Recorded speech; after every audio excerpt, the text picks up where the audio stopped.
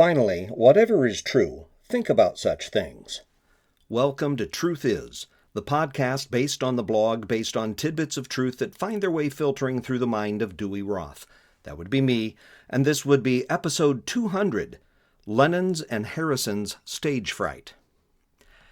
Having been members of one of the most popular rock bands of all time, you'd think that John Lennon and George Harrison would have been pretty confident in terms of feeling accepted by audiences.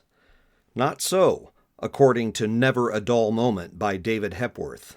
I quote, "From the moment the Beatles broke up, George Harrison was uncomfortable with life on his own. The Beatles' performing experience had been as narrow as it was deep.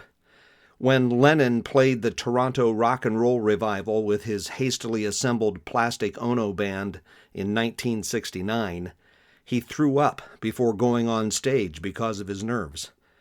He'd spent thousands of hours on stage, but he'd never spent any time with anyone but the Beatles. He'd always looked to his right and seen the same faces. George felt much the same.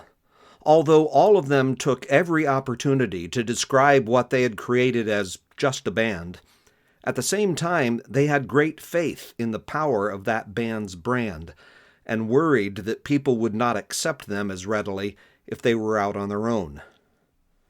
Truth is, we may say we want our lives to change, but that doesn't mean we want to change. There is comfort in the familiar, even when we're not comfortable with it. Ever hear the saying, better the devil you know?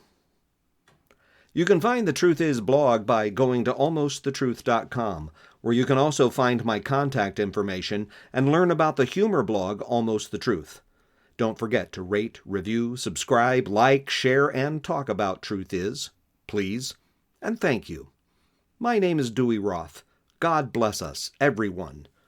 Truth Is a production of Almost the Truth Communication Services.